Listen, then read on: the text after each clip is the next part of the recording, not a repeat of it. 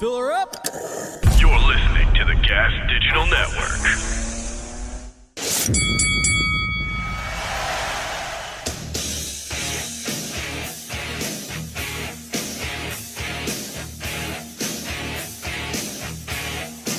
Ladies and gentlemen, your host for the House of Hardcore podcast, Tommy Dreamer.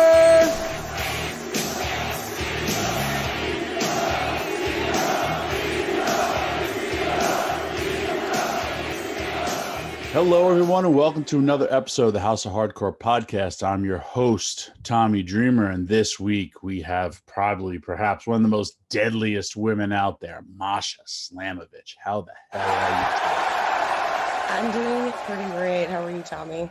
I am well. Thank you for doing this. You're just stepping off of a flight, and I really, really appreciate it after a hard-hitting matchup for Jonathan Gresham's company down in the ATL. So she got up early. I don't want her to beat me up because she's pretty damn tough, because I also know who trained her. So with that said, what got you hooked in the wonderful world of professional wrestling? I just loved professional wrestling, for as long as I can remember.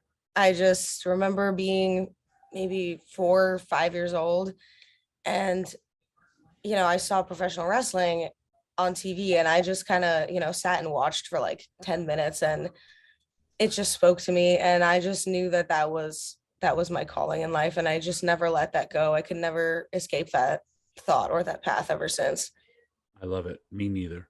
Was there a certain person that was your person? Not at the beginning. It was just the excitement of wrestling itself, I suppose. But in the very beginning, Chris Benoit and The Undertaker and Dynamite Kid, those were the people that stood out to me. Dynamite Kid must have been like tape trading stuff, because you're pretty damn young. So Benoit and Undertaker I get, but excuse me. That was great for your era, because you go to that thing called YouTube and you could look up everybody. My era, when I was growing up, I had to be a tape trader, and I used to wait in the mail till people send me VCR tapes of all these wrestlers that I wanted to see. So it's pretty cool that when the internet is good, it's good for a reason, and that you can look up and see all these great performers. How do you go about becoming like a pro wrestler? Well, when I was 16, funny enough, I thought that I was already like getting old and I should have started. So I looked up wrestling schools in New York, and I landed on 2 options, being House of Glory or the World of Unpredictable Wrestling that was run by Johnny Rodz. And I ended up going to the World of Unpredictable Wrestling for pretty much my first 2 years of training. I just had a conversation with Marty Bell, and would Johnny get in the ring with you? He was up there in age. He did sometimes. I definitely remember Johnny coming into the ring, and then, somebody would get out of hand, and all of a sudden he's grappling. He's like, "Hey, look, I can still touch your toe to your ear, even though I'm 83. So it was always an entertaining time. When he'd be stretching people. Yes. We actually called him yesterday, and he was back at the gym. Oh, yeah, that's great. I'm really happy to hear that. Because he had some health issues, but I spoke to him yesterday, and he's like, "What are you doing, Papito?" And then so you were there for 2 years? Yes, pretty much. From November of 2014, definitely all the way through to July of 2016. And that was when I had my actual debut abroad, obviously. That's where your first match was? Yes. Where? In Japan, actually, because of the relationship that Johnny Rodz had with the Japanese promotion Reina at the time.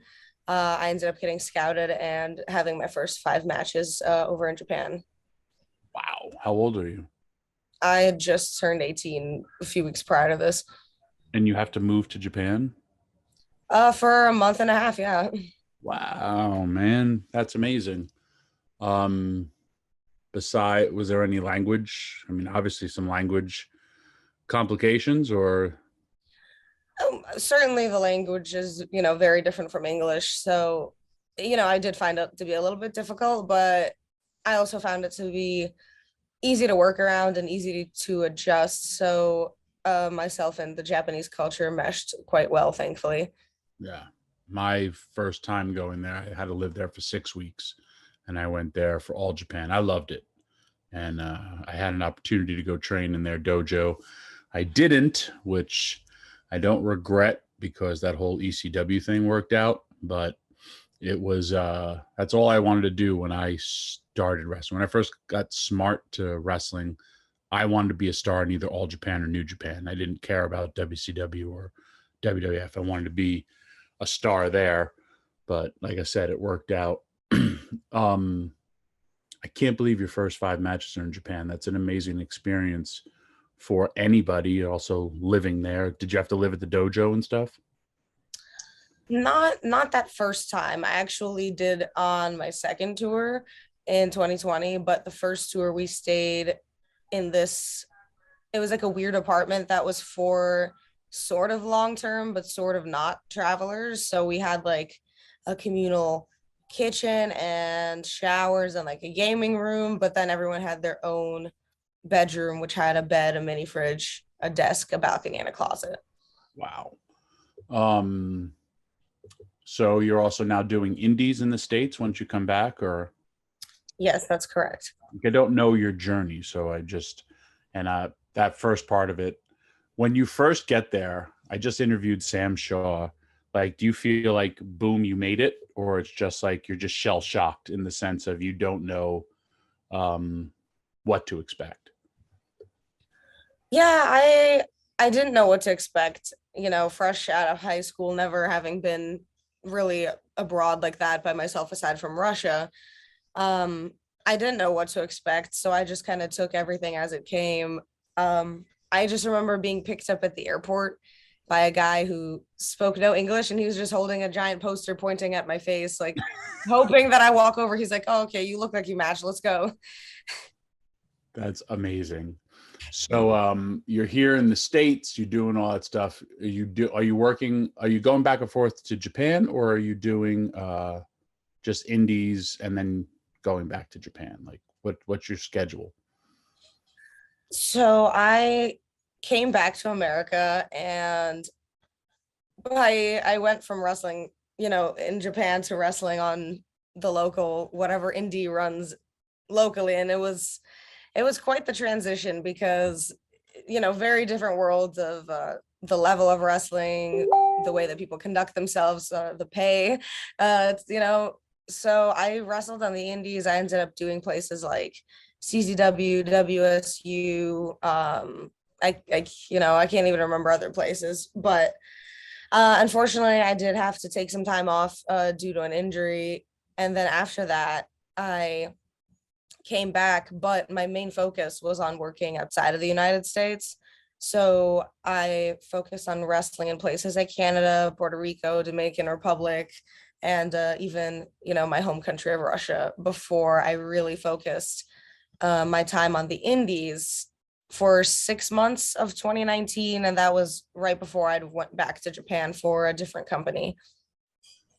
Now, I had heard of you when I don't remember where I heard of you, but I remember when Impact's doing the all female pay-per-view, and I don't know who recommended you. Do you recall any of this or To my knowledge, it was Mickey James because she was the one who recommended me for Empower, yes. and she seemed very happy with my work, thankfully. So that's how I ended up being the pick your poison match for Deanna Barrazo at the Knockouts Knockdown. And you had this match, an excellent match, especially like with you're not going to have a bad match with Deanna. I don't think you were not going to have a bad match with you, but I mean, this is kind of like your first real opportunity. Yes, yes. As a prolonged singles match, this was the first opportunity. And do they offer you a contract on the spot? Like, tell me Yes. how that goes. Yes, I had no idea that any of that was going to happen. So I just knew, we go out there, we do our match and stay at ringside. I assumed that perhaps, somebody else was coming out or something that I wasn't aware of was going to take place. Um, and Gail Kim comes out and she just walks right to me and tells me to get in the ring. I had no clue that any of this was going on. And then immediately she got on the microphone and praised the match and offered me a contract, and I was just completely blown away in the moment. How friggin' awesome is that, man? That's like a real great accomplishment of how hard that you worked or how great of a match that you had that happened. That's real emotional. And that's, it's cool that you got a lot of people. I mean, you think about the struggle that you had up until then, of trying to make it. And then you have one match and boom, you get hooked / signed because they see how talented you are. I'm older. These are cool experiences that, reflecting on is just like, man, because that doesn't really happen. Definitely. I have heard of stories or seen little clips of that kind of stuff happening for people, but I never, expected that I would end up in those shoes. So, you never really expect that kind of stuff for yourself. And I've always just prided myself on being humble about my accomplishments and just focus on the work that I've put in. So I just firmly believe that hard work leads you to reap, the rewards of your work. It's as simple as that. So I also knew you from doing the death match stuff. Also for females, there's not a lot of females that go out there. You and I have talked separately about this, and it's just kind of like, I was like, hey, you got a scar and you got cuts, blah, blah, blah. And you're just like, oh, I think it's cool. Which is, I get it, because I'd be a hypocrite. And I get that rush, but do you do a lot of death type of matches as well, more so on the indies than, what you're doing in Impact? Yes, I do. I I mean, it's as simple as that. I love deathmatch, and there's really no other feeling. There's nothing that I found that makes me feel so focused in the moment, alive, aware. It's, I don't think until you do it, until you get in there with somebody who also knows, the art of the style. And, there's just a rush. I guess it's how people get hooked on doing drugs, because I suppose deathmatch is, my drug of choice. Ever since I discovered indie wrestling, I immediately discovered CZW.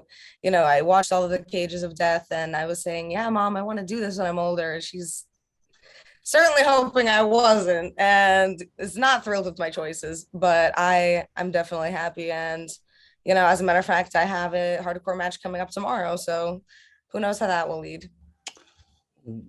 Which do you prefer? I'm thinking you're preferring death matches as opposed to regular matches. I Or it's different. love professional wrestling as a whole, and I believe that the very best comes from versatility. So I don't think I could choose a certain style to say this is what I love more than anything else. I never wanted to be boxed in to a category or a style. I always wanted to transcend all of that. So to me, it's being good and doing good in all of the styles of professional wrestling is what's enjoyable to me. Nice. Trust me, I get it about being boxed in, because I thought I had to be this prototypical 1990s good-looking baby face, and that wasn't me. And I found my niche through ECW and being crazy and doing a lot of hardcore stuff that was way before its time. You said something interesting that I wanted to touch about, that you say about the style and the art, because there's a lot of people who I literally could tell two people across the street from me, hey, break light tubes over across each other's head. And I don't feel that's wrestling. But when I have studied, like, Terry Funk, Mick Foley, some of Onita's stuff, like, there is an art form to death matches. And I like the fact that you talked about the psychology of a death match, because there is a thing, and it is a certain niche. Like, there's horror movies, and then there's gore, which is a different type of a horror movie where they love that type of thing. So can you explain that a little bit? Certainly. Nothing infuriates me more than people just thinking, oh, deathmatch is just getting in there and hitting each other with stuff. You just pick up objects. That's not how it works. That is a bastardization of the style without any study of it previously. I always go to people like Sammy Callahan, Danny Havoc. Uh, there's so many other people who, if you watch their death matches, it's not so much focused on the weapons. It's the story, and the weapons are worked in within the wrestling. That's how you make it good. You make it all mean something instead of just a shit show, for lack of a better word.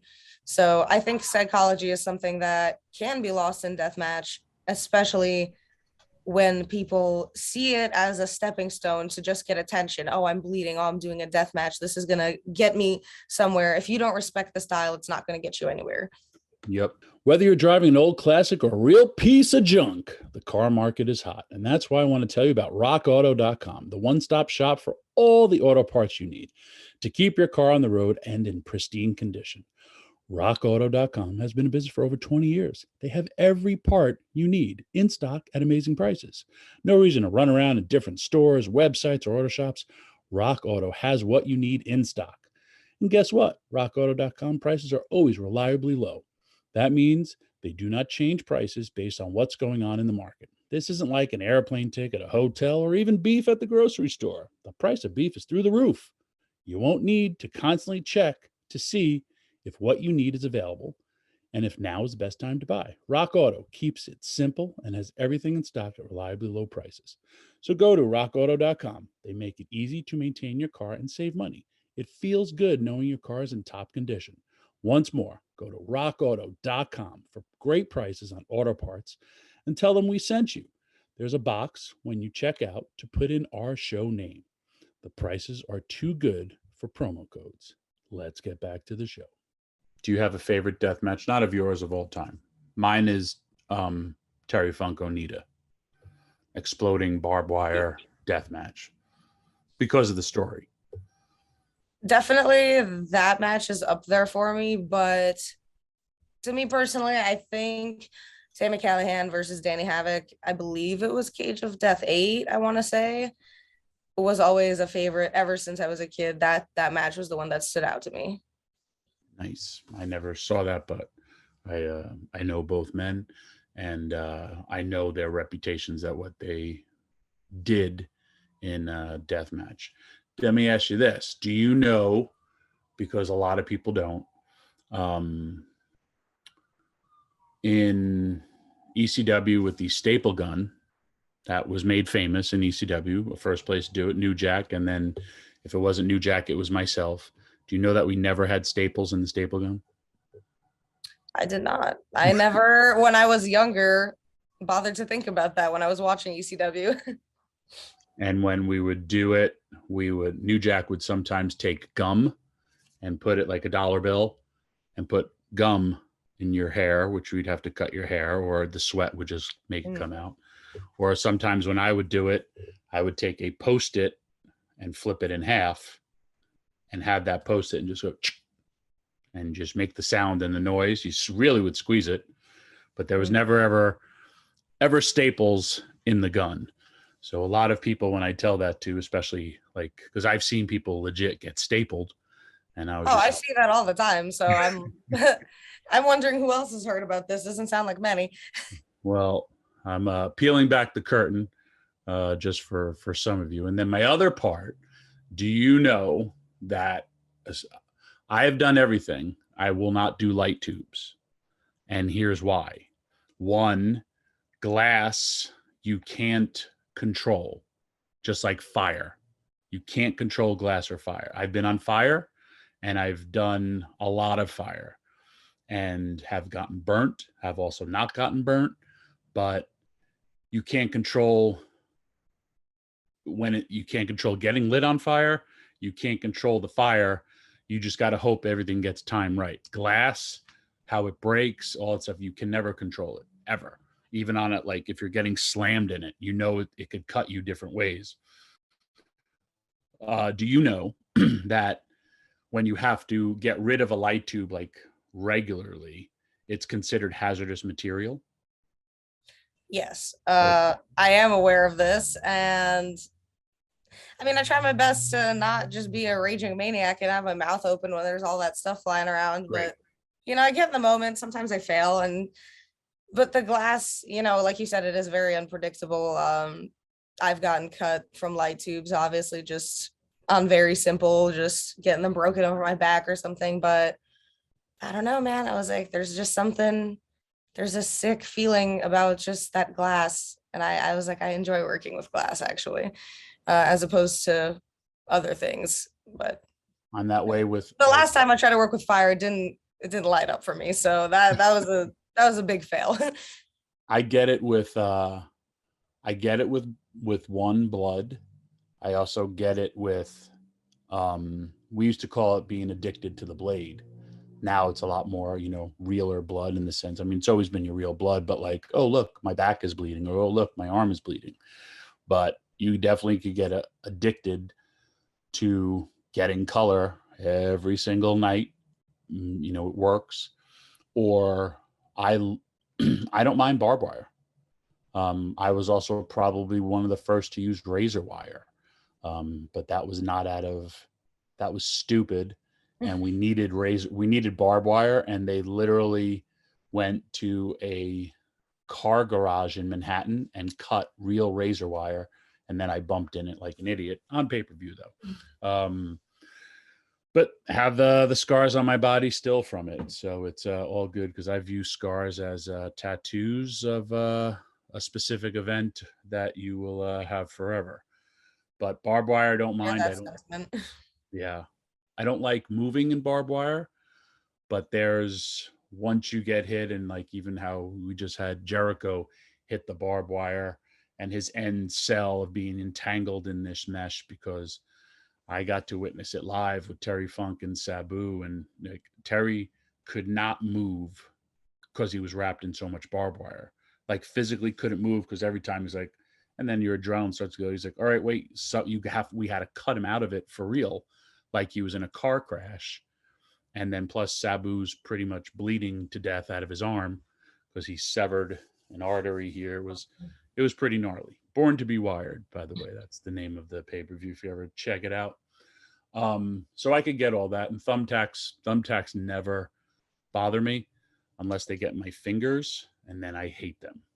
Same thing with the thumbtacks. They've always been super easy for me. I enjoy working with thumbtacks, but if they get in my knees and hands, I'm quite unhappy. Normal conversations that people will never have, but you'll get this exclusively here with me and Masha. You're getting quite a push in Impact Wrestling. You think about, you had a really, really great wrestling match with Deanna, and now you've been kind of like this Goldberg-esque character that just comes out there and kicks whoever's ass put in front of her. And now you also have a thing that they're doing where you're targeting people with a death note. Is that what they're doing? Yes, it all ended up coming down to this death note from my original idea of this kill wall that we had filmed earlier. So I guess with the crossed out faces with the blood, we just kept going with that, and now I'm hunting my prey and playing with my food psychologically before I get to them in the ring. And I like the fact, once again, circling back to death matches, that I am getting to incorporate more and more of like death, blood, videos of light tubes being smashed in the videos. I'm getting closer and closer to integrating the death match hopefully one day we'll have an Impact deathmatch that we can integrate towards. Violence sells, blood It's sells. a very unique niche, as well as it's a very unique niche for a female. Definitely. So there's not many females, especially not, of this caliber of professional wrestling, who voluntarily put themselves through this kind of thing. Most people at Impact certainly want nothing to do with glass and barbed wire, but it brings me joy, and it brings me joy to bring it to a wider audience. Would Sammy Callahan be a dream match opponent for you? 100%. I'm awaiting for that to happen one day very impatiently. How do you feel about intergender wrestling? Of all the styles of wrestling that I do, I suppose if we had to pick a favorite, maybe that would be high up on the list, because being from Johnny Rod's, pretty much started learning doing intergender wrestling, and that's all I knew. So I got good at it, and I always very much enjoyed it, because to me it means no difference if you're a man or a woman or whatever. It means nothing. When you're in the ring, you're a professional wrestler, and that's simple as that. Yeah, I was blessed. I loved mixed tag matches, and we always treated the women as equal as they should be, with like the women wrestled the men wrestled the women. I would be tagging with Beulah, and Beulah would be, we didn't do where once Beulah tagged in, Shane Douglas had to leave. No, Beulah would wrestle Shane. I would wrestle with Francine. And then when I was with Francine, we would wrestle do mixed tags with Lance Storm and Dawn Marie. Or it would be me and Francine versus like Jack Victory and Steve Carino, or Jazz. I did mixed tags with Luna. Like, I always loved that. And I mean, ECW is also, we did Luna versus Stevie Richards in a steel cage in 1995, which was unheard of. And Luna was bleeding, Stevie was bleeding, and it was a really, really good match, but it really spotlighted females as equals.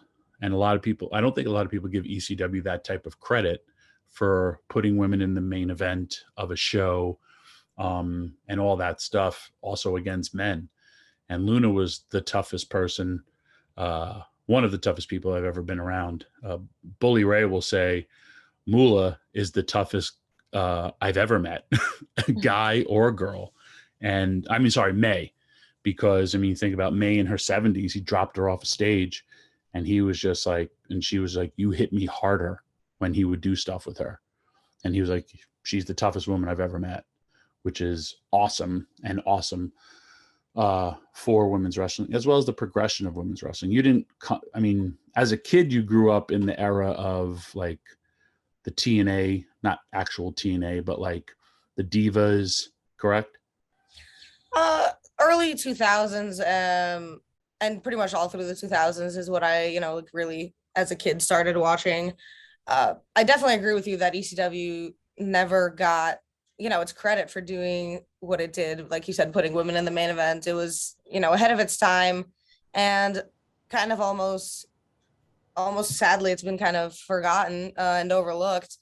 But I specifically remember not really having enough women's wrestling to entice me, and I was always excited to watch the men's wrestling, which I think for the generation that would perhaps be watching wrestling now and watching people like myself and Diana, they definitely have more things and more women's wrestling that they would find to be memorable and inspiring, as opposed to myself, in my opinion. Do you have a dream match against a female? Meiko Satomura is definitely still on my list. We've come like this close to wrestling. We tagged actually, but we did not get to have our singles match. She's definitely on the list. Can't name too many off the top of my head, but Meiko Satomura is a very, very talented and worthy opponent. Nice. I agree, man. And I'm a big fan of your style, and I kind of know where your story is plotted to go, And then once I feel it hits, because you're getting a much different reaction when you're coming out there. Even though your matches are shorter, it's not that you can't have long matches, but you're this kind of like death/killing machine of any opponent that's put in front of you. But the whole Masha's going to kill you chants that are starting to resonate every time you work. It's like, not only is this angle and / ideas working, she's getting over. And once you come out there and have that long type of match, that's going to be the real testament. But if you really think about it, you already did that, but now it's a different character that you've really been able to kind of turn around. You know what I mean? You Yes. came in, you had a long match, you got a contract, and then it was like, all right, what do you do with her? And then you were made to this, like, someone who's just coming out there and kicking ass, which is really, really cool. But do you feel it? Like the crowd, the fans, like connecting to you? Because I don't know how old you are. When I was 26 and I'm ECW full time on television, that was the first time it clicked and I got it.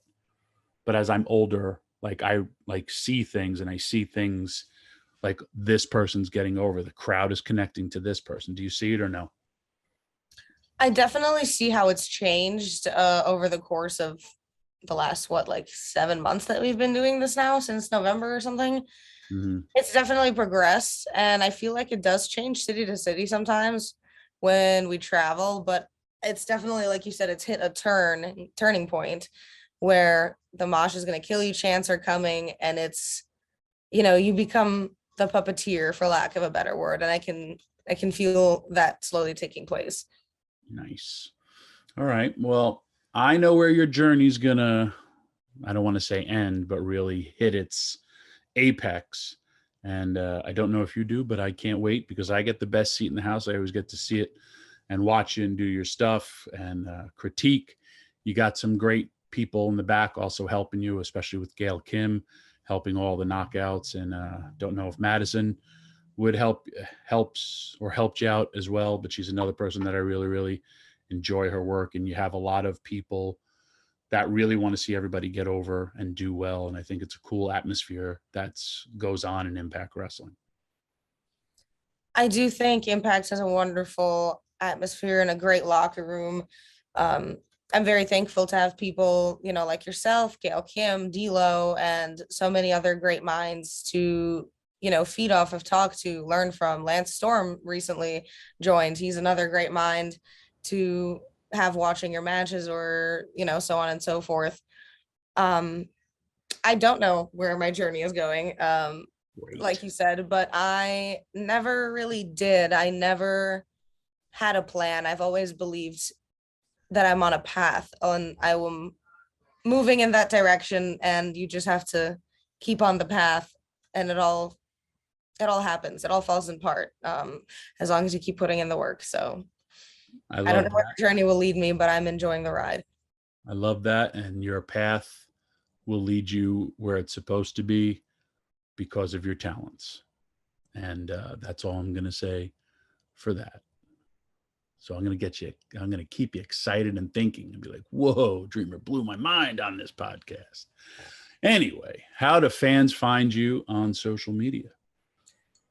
I am on Instagram and Twitter and Patreon and Cameo, all of that good stuff, at Masha Slamovich. Well, sweet. And I thank you for your time. I thank you. I know you had a long travel day already. And I thank you for doing this. And as always, I look forward to seeing you and talking to you. And again, I look even more so to see your journey because it's going to be a cool one. So that's it. Thank you for being on this week's episode of the House of Hardcore podcast.